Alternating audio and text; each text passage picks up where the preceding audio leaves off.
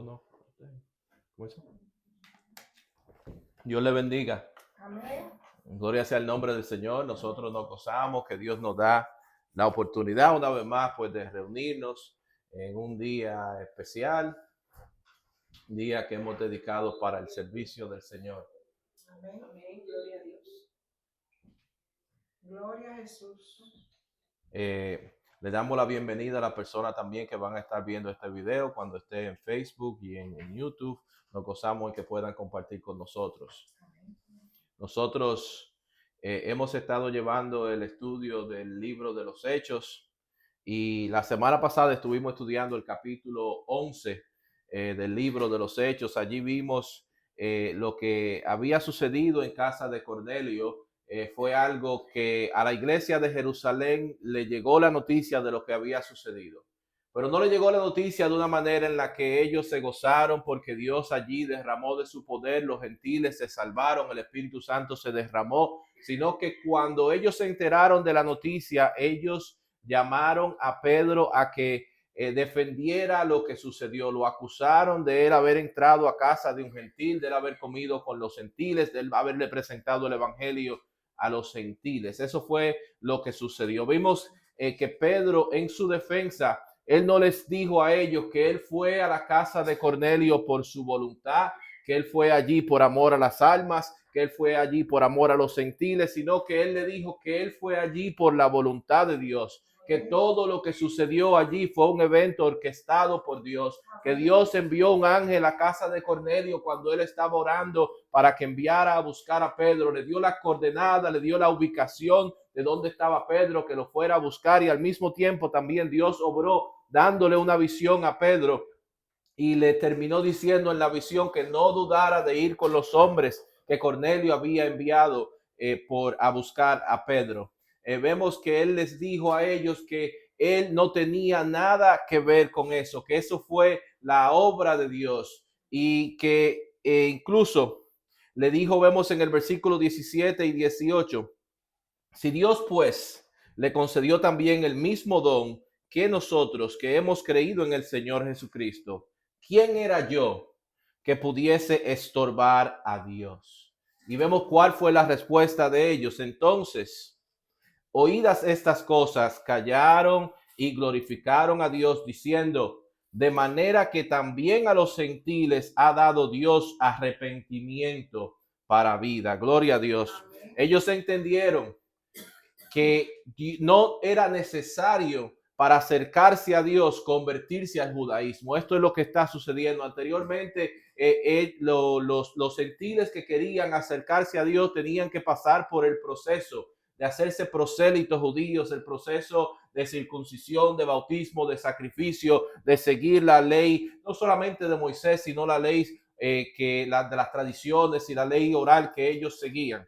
Pero ya ese no era el caso, sino que Dios estaba enseñándole que era una sola condición, que era creer en el Señor Jesucristo, creer en la obra de Cristo en la cruz del Calvario por el perdón de nuestros pecados. Vimos también que hubieron algunos hermanos de Chipre y de Cirene que llevaron el evangelio a los gentiles de Antioquía. Vemos que allí la gente recibió el evangelio, el número de la gente que creía iba creciendo y esto llegó de nuevo a oídos de la iglesia de Jerusalén y ellos enviaron entonces a uno de los líderes de Jerusalén a que fuera a verificar lo que estaba sucediendo en la ciudad de Antioquía y enviaron a la persona correcta, enviaron a Bernabé y vemos que Bernabé, con el don que Dios le había dado, como el nombre que le habían dado a él, le habían apodado Bernabé, que es hijo de consolación, hijo de ánimo, de exhortación. Él exhortó a los hermanos a que permaneciesen en el Señor. Y Bernabé vio, según la iglesia iba creciendo en Antioquía, que el trabajo que estaba pasando, lo que había que hacer en Antioquía, el discipulado de los nuevos creyentes que había allí, que era amplio el trabajo, y Dios le trajo a la mente el candidato perfecto para que fuese su ayudante, su copastor allí en la iglesia de Antioquía. Y él fue a la ciudad de Tarso, fue a buscar a aquella persona que él había introducido a los hermanos de Jerusalén, fue y buscó a Saulo, y dice que ambos estuvieron en la ciudad de Antioquía por el periodo de un año enseñando a los hermanos, discipulándoles, enseñándoles acerca de la palabra. Luego vimos que un profeta llegó a la iglesia de Antioquía de nombre Ágabo, y Dios habló por medio de diciéndole que venía un tiempo de dificultad, un tiempo de hambre, y los hermanos con todo su corazón dieron una ofrenda y la enviaron a los hermanos de Jerusalén por mano de Saulo y de Bernabé. Y allí nosotros nos quedamos la semana pasada. Vamos a seguir el estudio del libro de los Hechos, y vamos a estudiar el capítulo número 12 del libro de los Hechos en el día de hoy. Hechos capítulo 12. Vamos a leer los primeros 11 versículos para empezar el estudio del día de hoy. El libro de los Hechos capítulo 12. Y leemos la palabra del Señor en el nombre del Padre, del Hijo y del Espíritu Santo. En aquel mismo tiempo, el rey Herodes echó mano a algunos de la iglesia para matarles, y mató a espada a Jacobo, hermano de Juan. Y viendo que esto había agradado a los judíos, procedió a prender también a Pedro. Eran entonces los días de los panes sin levadura, y habiéndole tomado preso, le puso en la cárcel, entregándole a 4 grupos de 4 soldados cada uno para que le custodiasen. Y se proponía sacarle al pueblo después de la Pascua. Así que Pedro estaba custodiado en la cárcel, pero la iglesia hacía sin cesar oración a Dios por él. Y cuando Herodes le iba a sacar, aquella misma noche estaba Pedro durmiendo entre 2 soldados, sujeto con 2 cadenas, y los guardas delante de la puerta custodiaban la cárcel. Y he aquí que se presentó un ángel del Señor, y una luz resplandeció en la cárcel. Y tocando a Pedro en el costado, le despertó diciendo: levántate pronto. Y las cadenas se le cayeron de las manos. Y le dijo el ángel: cíñete y átate las sandalias. Y lo hizo así. Y le dijo: envuélvete en tu manto y sígueme. Y saliendo le seguía, pero no sabía que era verdad lo que hacía el ángel, sino que pensaba que veía una visión. Habiendo pasado la primera y la segunda guardia, llegaron a la puerta de hierro que daba a la ciudad, la cual se les abrió por sí misma. Y salidos, pasaron una calle, y luego el ángel se apartó de él. Entonces Pedro, volviendo en sí, dijo: ahora entiendo verdaderamente que el Señor ha enviado su ángel y me ha librado de la mano de Herodes y de todo lo que el pueblo de los judíos esperaba. Amado Dios y Padre Celestial, Señor, te damos gracias, Señor, por tu palabra. Te damos gracias por la obra redentora que tú has hecho en nosotros. Te damos gracias, Dios mío, porque podemos contar contigo, Padre Santo, Dios mío. Señor, ahora que vamos a empezar este estudio, Dios mío, de tu palabra, te pedimos que seas tú guiando, dirigiendo, obrando, que tu Espíritu Santo tome control, Señor, esté llevando la palabra, Padre Santo, que tú nos has dado para nosotros, Padre Santo, una palabra que sea transformadora, una palabra que sea de fortaleza, una palabra que nos dé fe, Padre Santo, para confiar en ti en medio de la dificultad, en medio de los problemas, que podamos descansar como descansó Pedro, Señor, estando en la cárcel. Te damos gracias, Dios mío, y lo pedimos todo en el nombre de Jesús. Amén y amén. Nosotros en los evangelios, que son Mateo, Marcos, Lucas y Juan, y en el libro de los Hechos, vemos este nombre, el nombre de Herodes.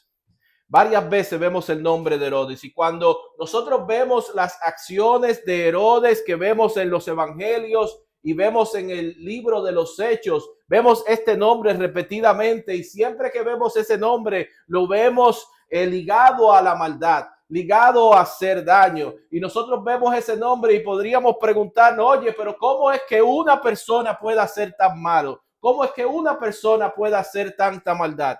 Y lo que sucede es que no era un solo Herodes, eran varios Herodes.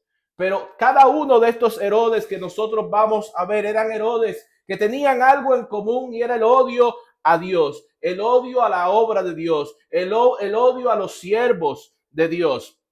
Este Herodes en el que nosotros estamos viendo en el día de hoy era Herodes Agripa. Y este Herodes Agripa era nieto de Herodes el Grande. ¿Quién era Herodes el Grande? Herodes el Grande es el Herodes del cual nosotros leemos en la historia cuando leemos acerca del nacimiento del Señor Jesús. Herodes el Grande fue el Herodes que le dijo a los sabios de Oriente que habían venido de tierras lejanas porque era el tiempo y habían seguido a la estrella y querían llegar a donde el niño Dios a adorar. Él les había dicho a ellos que cuando regresaran, que pasaran por donde él, porque él quería también ir a adorar. Pero él tenía las intenciones de matar a Jesús cuando niño. Sin embargo, vemos que los evangelios nos dicen que ellos no regresaron a donde él, sino que tomaron otra ruta. Y eso entonces lo que hizo fue que él se lanzó en contra de todos los niños de la ciudad de Belén y mató todos los niños de menos de 2 años. Este fue Herodes el Grande. También él era sobrino de Herodes Antipa.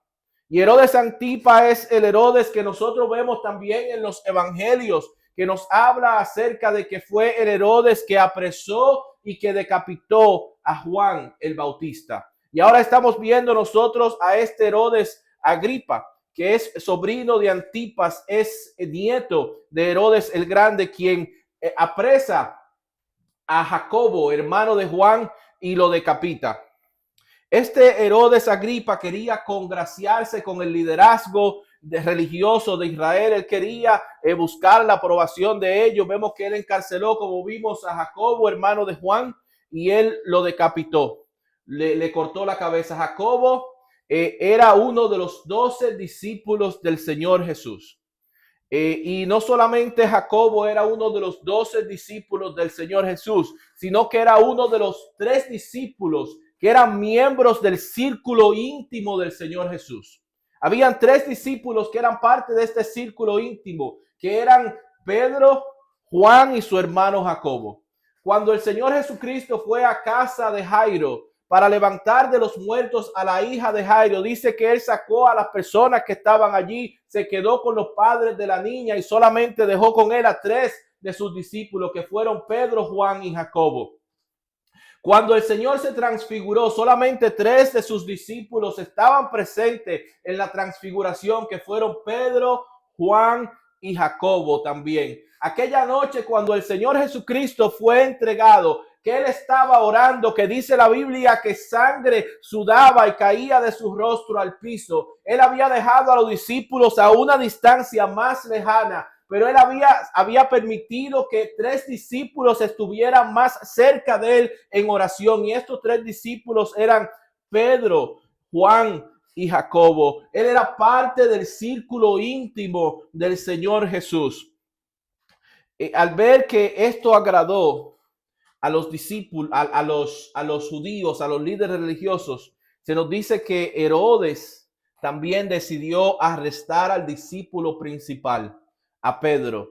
Pedro era el discípulo que ellos más odio le tenían, porque Pedro era el discípulo que se había atrevido a entrar a casa de los gentiles, que se había atrevido a mezclar el judaísmo con lo que ahora nosotros conocemos con el cristianismo. Había un odio especial, un odio en contra de Pedro, y fue y arrestó. Herodes mandó arrestar a Pedro, como dijimos, tratando de ganar el favor, la aprobación para que subieran sus números tal vez en las encuestas. Él quería la aprobación de los líderes religiosos. Y esto es algo muy peligroso cuando alguien busca la aprobación de los hombres. Cuando alguien busca tanto la aprobación de los hombres que no le importa irse en contra de Dios.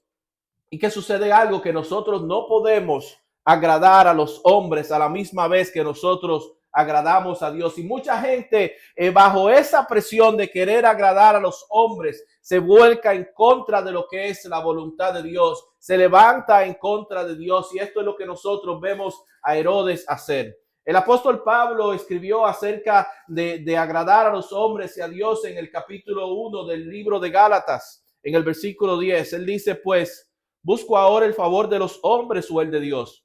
¿O trato de agradar a los hombres? Pues si todavía agradara a los hombres, no sería siervo de Cristo. Nosotros por servir a Cristo vamos a encontrarnos enemistad con el mundo, por tomar decisiones de acuerdo a lo que nosotros tenemos que tomar para agradar a Dios. Nosotros vamos a encontrar que tenemos conflicto con los demás. Pero todo lo que nosotros tengamos que hacer para agradar a Dios, todo lo que nosotros tengamos que separar de las personas que se ofendan por nosotros agradar a Dios, todo vale la pena, porque agradar a Dios es lo más importante. El apóstol Pablo también escribió a la iglesia de Filipenses en el capítulo 3, en el versículo 7 y 8, diciendo: pero cuántas cosas eran para mi ganancia, las he estimado como pérdida por amor de Cristo. Y ciertamente aún estimo todas las cosas como pérdida por la excelencia del conocimiento de Cristo Jesús, mi Señor, por amor el cual lo he perdido todo y lo tengo por basura para ganar a Cristo. No hay nada más importante, gloria sea el nombre del Señor, que agradar a Cristo. Esta celebración de la Pascua, recordemos que venía de cuando Dios sacó a la nación de Israel de la esclavitud de Egipto, y estaba ligada directamente con la celebración de los panes sin levadura. La Pascua, un día seguida por 7 días de la celebración de los panes sin levadura, una celebración de un total de 8 días. Y esto es lo que estaba sucediendo cuando Herodes apresó a Pedro, por lo que él decidió, porque estaban celebrando una de las fiestas solemnes, no juzgar y ejecutar a Pedro durante ese tiempo, sino que decidió esperar hasta que se terminaran los días de la fiesta para entonces él juzgar y entonces también ejecutar a Pedro. Pero mientras tanto decidió entonces ponerlo bajo un sistema de vigilancia muy sofisticada, varios soldados vigilándolo. Un total de 16 soldados estaban en este equipo vigilando a Pedro. Tal vez él había escuchado lo que había sucedido anteriormente cuando los discípulos habían sido apresados, y que cuando fueron a buscarlos al día siguiente encontraron la cárcel cerrada y la cárcel vacía. Tal vez había escuchado sobre eso, por eso pusieron un equipo de soldados vigilando a Pedro, un equipo de 16 soldados, 4 equipos de 4 soldados, divididos cada uno en un turno de 6 horas. 2 soldados con Pedro adentro de la celda, él atado de cada uno de sus manos con cadenas, y 2 soldados afuera de la celda también vigilando a Pedro. De esa manera él esperaba que no pudiera haber sorpresa, que nadie se podría escapar. Pero nosotros servimos a un Dios que se especializa en las imposibilidades, se especializa en lo que el hombre piensa que él no puede hacer. En eso se especializa el Dios que nosotros le servimos. Nosotros vemos algo en la actitud de Pedro que es muy peculiar. Y es que Pedro sabe el plan que existe de ejecutarlo al día siguiente. Sin embargo, nosotros vemos que Pedro está durmiendo profundamente.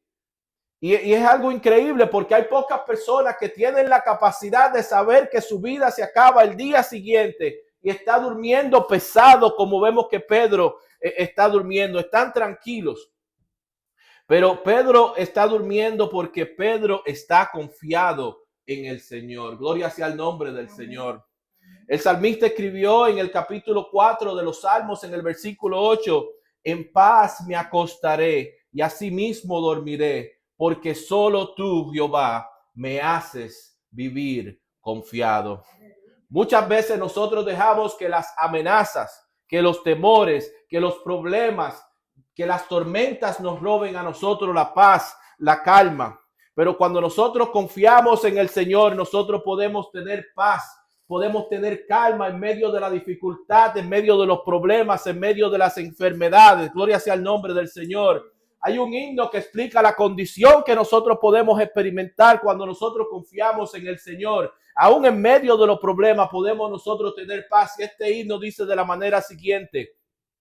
Dice: en el seno de mi alma una dulce quietud se difunde embargando mi ser, una calma infinita que solo podrán los amados de Dios comprender. Paz, paz, cuán dulce paz es aquella que el Padre me da. Les ruego que inunden por siempre mi ser sus ondas de amor celestial.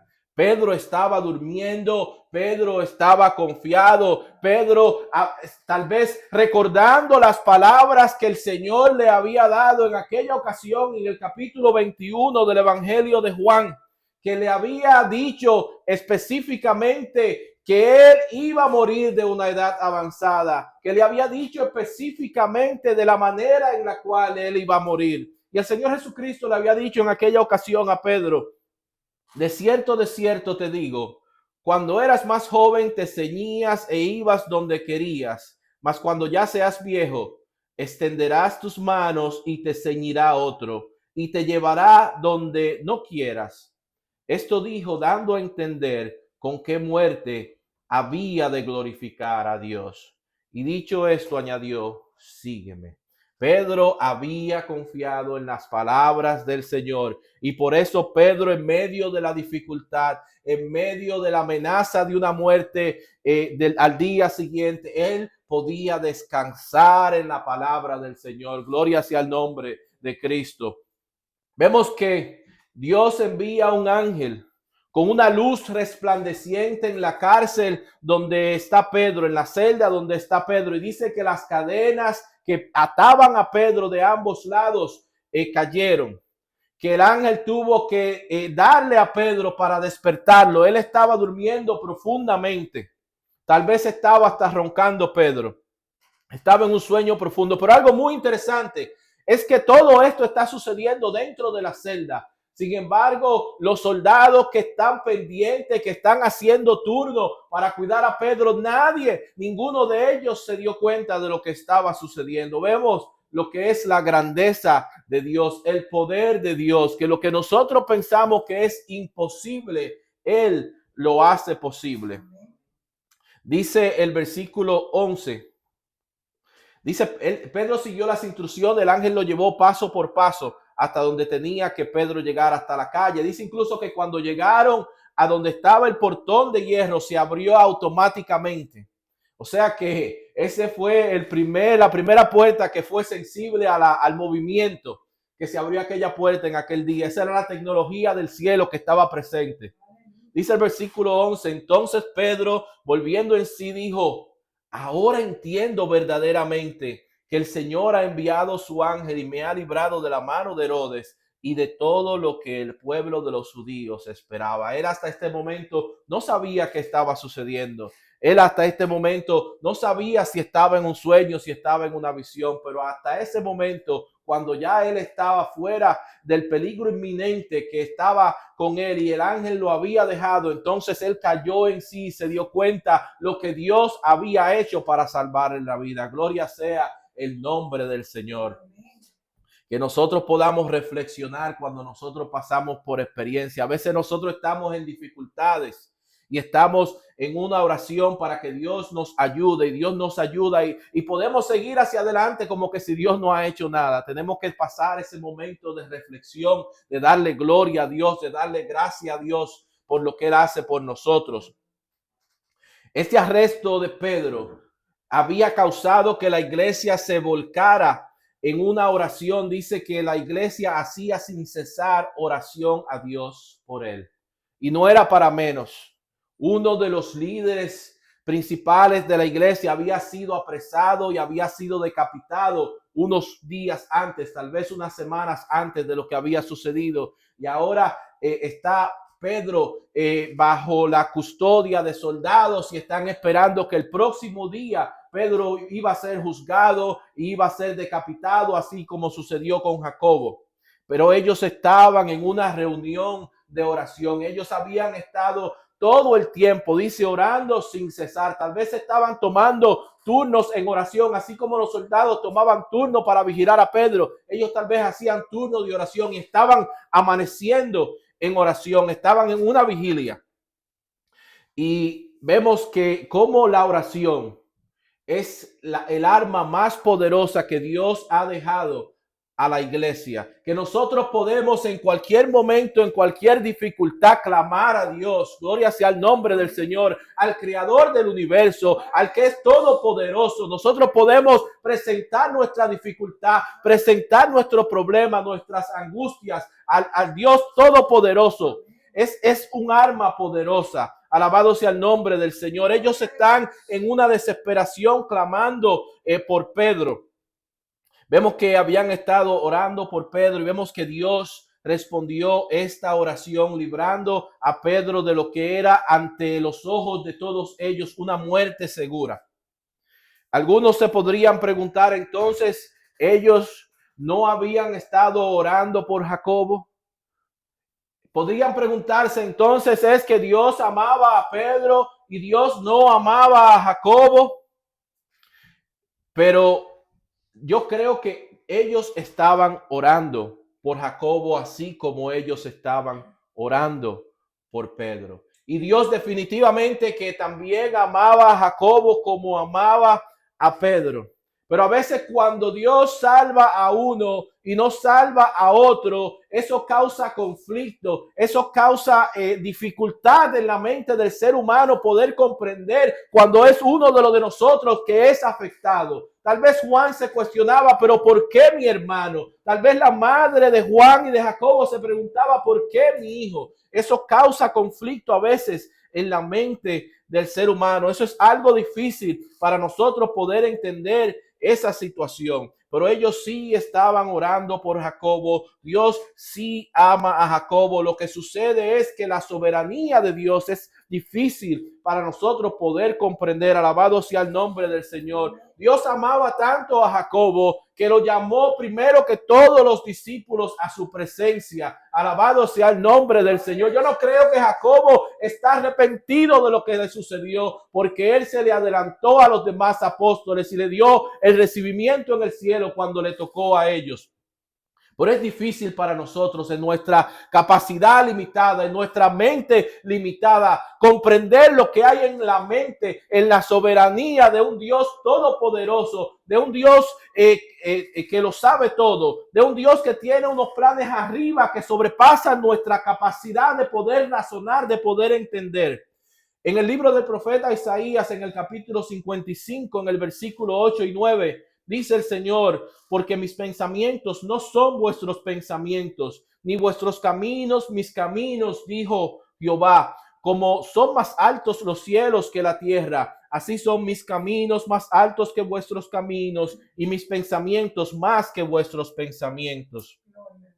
Dios es un Dios soberano, aunque nosotros no podamos entender lo que Dios está haciendo, nosotros tenemos que seguir confiando en que la voluntad de Dios es perfecta.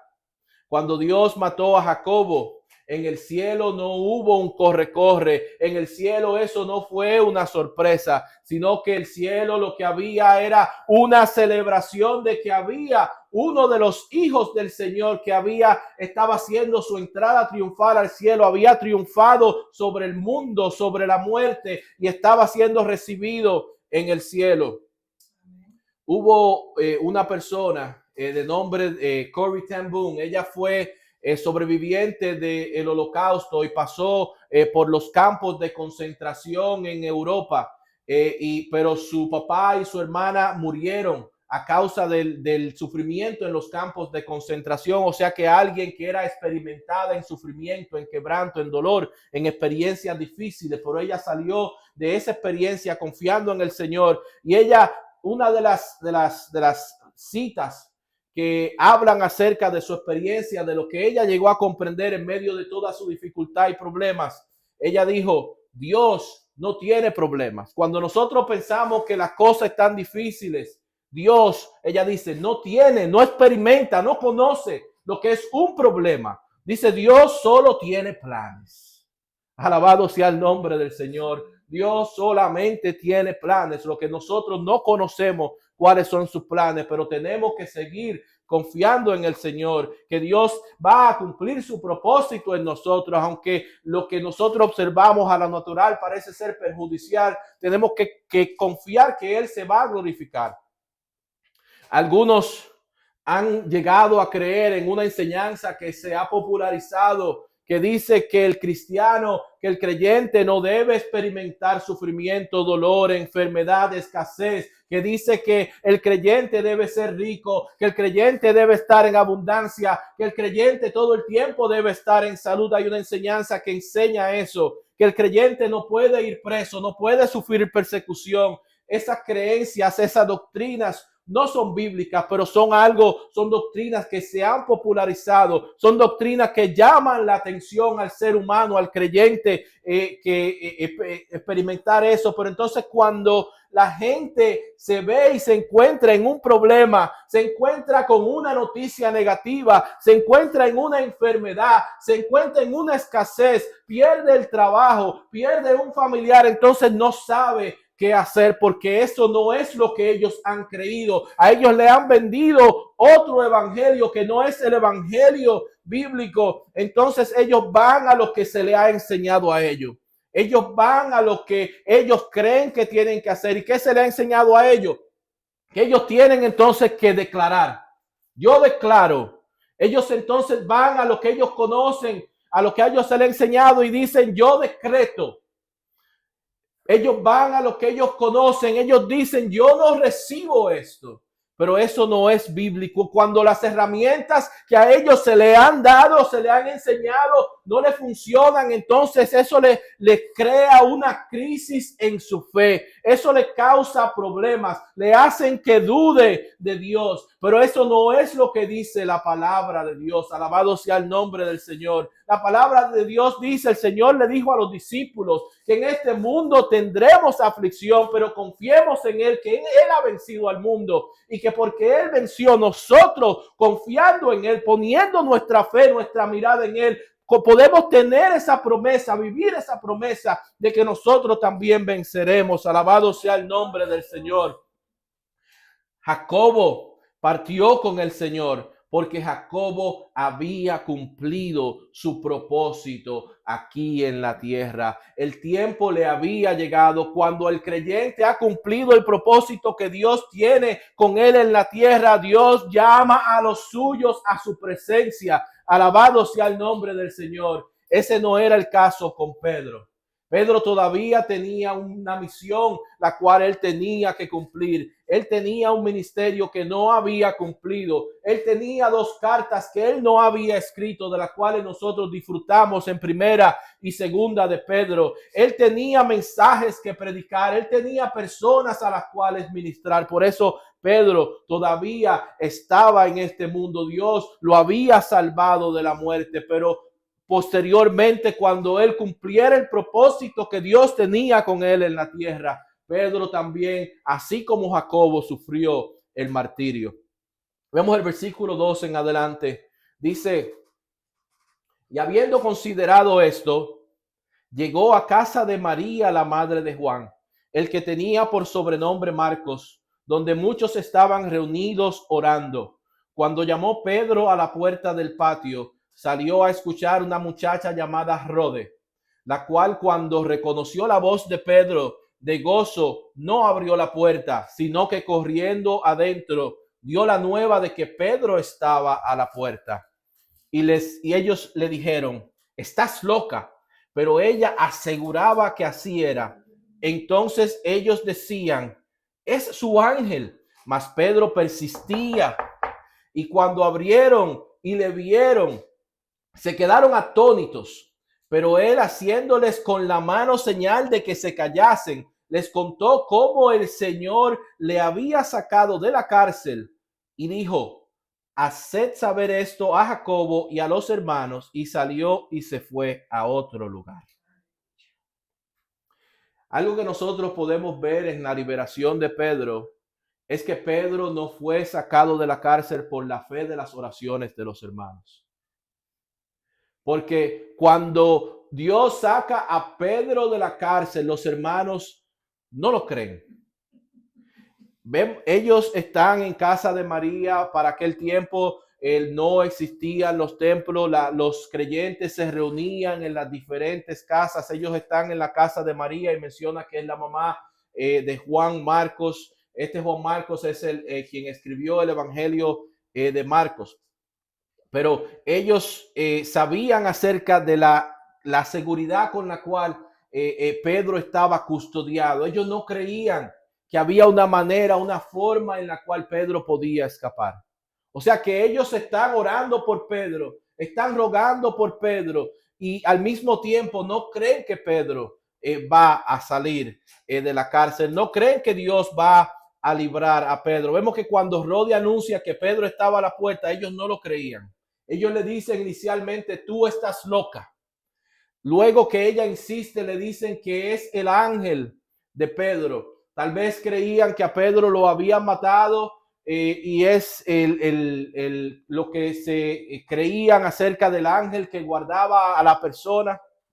No podemos desarrollar una doctrina de esto. Hay personas que de este capítulo y de este versículo hablan acerca de que hay almas que están por ahí rondando el mundo, pero eso no es una doctrina bíblica, eso es una doctrina de error. No hay almas que están rodando por el mundo. Estar ausente en el cuerpo para el creyente es estar presente en la presencia de Dios, y también la palabra del Señor dice que vivimos una vez y viene el juicio después. O sea que cuando el alma sale del cuerpo va al lugar que le corresponde estar, ya sea en la presencia del Señor o ya sea en el infierno.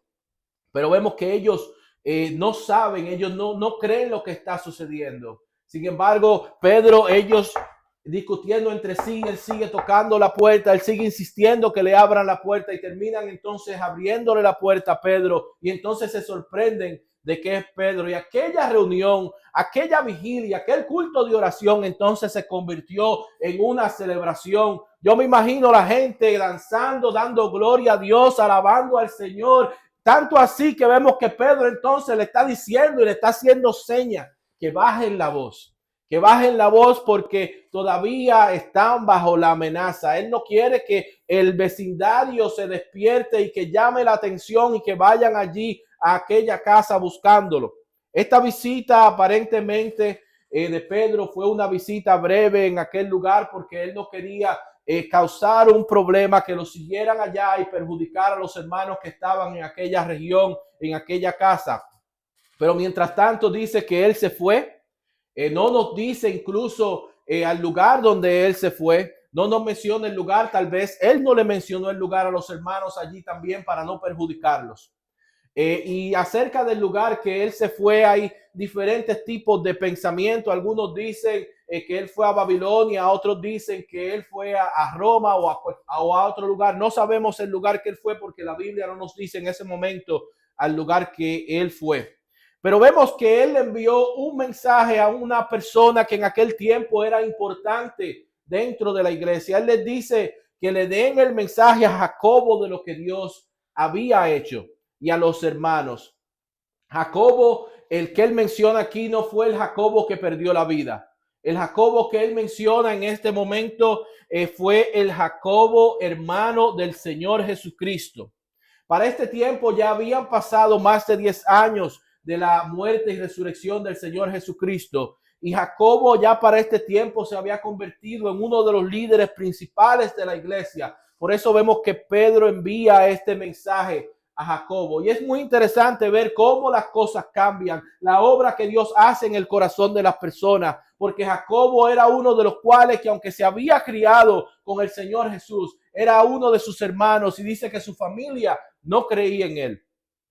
Vemos en el Evangelio de Juan capítulo 7 versículo 5 que dice, porque ni aun sus hermanos creían en él. Pero después de la muerte y resurrección del Señor Jesús, dice la palabra del Señor en Primera de Corintios capítulo 15 versículo 7, que a una de las personas que el Señor se le apareció fue a Jacobo. Dice, después apareció a Jacobo y después a todos los apóstoles. Lo que se entienden es que Jacobo fue el que se encargó de hablarle al resto de sus hermanos acerca de la resurrección de Cristo, y que todos fueron convencidos y que de allí en adelante todos fueron siervos del Señor. Pero hubieron dos de los hermanos del Señor Jesucristo que fueron de los líderes principales de la iglesia primitiva, y estos fueron Jacobo y el otro hermano del Señor Jesucristo, Judas. Y podríamos pensar que ellos tal vez tendrían algún tipo de estatus especial por ser hermanos del Señor Jesucristo, por ser hijos de la misma madre, pero la Biblia no dice ninguna o no da ninguna indicación que ellos tenían algunos privilegios especiales dentro de la iglesia por la relación que tenían de hermanos menores del Señor Jesucristo, sino que nosotros vemos que cada uno de ellos, cuando ellos se introducen en sus cartas, se introducen como siervos del Señor, como esclavos del Señor. Vemos en Santiago capítulo 1, versículo 1. Santiago, siervo de Dios y del Señor Jesucristo. Vemos en Judas el versículo 1. Judas, siervo de Jesucristo y hermano de Jacobo. Vemos que ellos, toda su ministerio fueron considerados, ellos mismos se consideraron como esclavos, como siervos del Señor Jesucristo, no con un privilegio especial, no dando a entender que tenían un rango diferente a los demás, sino que ellos se consideraban siervos del Señor Jesucristo como el resto de los hermanos. Dice el versículo 18 y 19. Luego que fue el día, hubo no poco alboroto entre los soldados sobre qué había sido de Pedro. Mas Herodes, habiéndole buscado sin hallarle, después de interrogar a los guardias, ordenó llevarlos a la muerte. Después descendió de Judea a Cesarea y se quedó allí. De acuerdo a la ley romana, los soldados eran personalmente responsables de cumplir con la condena que le correspondía a un preso que escapara. Por eso vemos que nos dicen que hubo no poco alboroto, porque imagínense, ellos se están dando cuenta que las cadenas están en el suelo, que las puertas están abiertas y que Pedro no está en ningún lugar. Ellos entendían lo que a ellos le tocaban, y vemos en esto que aunque nos dicen que Herodes pensaba llevar a Pedro a juicio el día siguiente, vemos que la intención de Herodes era ejecutar a Pedro como él ejecutó a estos soldados que se le habían encargado el cuidado de Pedro. Vemos el versículo 20, al final dice, y Herodes estaba enojado contra los de Tiro y de Sidón, pero ellos vinieron de acuerdo ante él y sobornando a Blasto, que era camarero mayor del rey, pedían paz, porque su territorio era abastecido por el del rey. Y un día señalado, Herodes, vestido de ropas reales, se sentó en el tribunal y les arengó. Y el pueblo aclamaba gritando, voz de Dios y no de hombre. Al momento, un ángel del Señor le hirió, por cuanto no dio la gloria a Dios, y expiró comido de gusanos. Pero la palabra del Señor crecía y se multiplicaba, y Bernabé y Saulo, cumplido su servicio, volvieron de Jerusalén, llevando también consigo a Juan, el que él tenía por sobrenombre Marcos. Nosotros no sabemos la razón, la Biblia no nos explica la razón del disgusto, del problema que tenía Herodes con la gente de Tiro y de Sidón. Pero este enojo que él tenía resultados muy perjudiciales para ellos, porque se nos dice que ellos dependían de la región de Judea para su sustento. Sin embargo, y estaba pasando por un tiempo de escasez que vimos la semana pasada, incluso que el profeta Ágabo había profetizado y que Bernabé y Saulo habían llevado a Jerusalén con ofrenda para ayudar a los hermanos. O sea que la cosa estaba difícil, y ahora Herodes estaba enojado con ellos y no permitía entonces que las provisiones llegaran a sus territorios. Ellos no sabían qué hacer y terminaron entonces sobornando a alguien que tenía acceso a Herodes. Lo sobornaron para conseguir una audiencia con Herodes. Pero vemos que en este encuentro Herodes tuvo consecuencias fulminantes para él. Y es muy interesante porque el historiador Josefo nos da lo que los seres humanos lograron observar, lo que ellos vieron. Y el historiador Josefo nos da un recuento de lo que sucedió con Herodes. Dice, se reunieron un gran número de oficiales provinciales y otros de posición distinguida. Herodes se puso una túnica entretejida de plata, de un tejido bastante esplendoroso, y entró al teatro al romper el día. de modo que la plata brillaba y resplandecía cuando los primeros rayos del sol cayeron sobre ella. Sus aduladores empezaron a gritar invocándolo como a un dios. Sé clemente con nosotros. Hasta ahora te hemos reverenciado como a un ser humano, pero a partir de ahora nosotros confesaremos que tú eres más que un ser mortal. Esa era la adulación, la alabanza que ellos le tenían a Herodes, y dice que en ese momento él cayó en un severo dolor en las entrañas, y Josefo nos dice que él padeció este dolor por 5 días. Esto fue lo que ellos lograron observar y ver físicamente. Pero Lucas, en el relato de los Hechos, en el versículo 23, nos dice lo que en realidad lo que sucedió espiritualmente, y dice que el ángel del Señor le hirió por cuanto no dio la gloria a Dios y expiró comido de gusanos. Hay gente que le gusta a veces, busca el agrado de la gente, la adoración de la gente. Vemos que ese era el problema de Herodes. Él quería congraciarse con la gente más que congraciarse con Dios, usurpar el lugar, quitarle el lugar, recibir la adoración que solamente le pertenece a Dios. Y esto es lo que sucedió con Herodes, y fue el causante de su final trágico, que no solamente que fue una muerte física, sino que fue una muerte eterna que se perdió, que es lo más lamentable. Vemos que Pablo y Bernabé habían ido a Jerusalén, pero entonces ellos ya habían llevado las provisiones, y se nos dice que ahora ellos regresan a donde ellos habían salido. Ellos habían ido con la ofrenda de los hermanos de Antioquía para ayudar a los hermanos de Jerusalén, pero se nos dice también ahora que ellos se fueron y añadieron al equipo de misioneros con ellos a un joven de nombre Juan Marcos. Juan Marcos habíamos visto que era hijo de María, aquella mujer que era la dueña de la casa donde se celebraba aquel servicio de oración, donde Pedro llegó tocando la puerta. Y nosotros vamos a ver más acerca de Marcos en los capítulos siguientes, pero Marcos no solamente venía de una familia prominente de la región, sino que también su madre era relacionada también a Bernabé. No sabemos si era prima, hermana o tía, o sea que Bernabé era tío o primo de Juan Marcos. Y Juan Marcos fue el escritor del libro de Marcos, fue discípulo de Pedro, y el evangelio de Marcos es el recuento del evangelio de acuerdo a Pedro. Y vamos, como dijimos, vamos a seguir viendo a Marcos y los eventos que suceden con Marcos después en el próximo capítulo.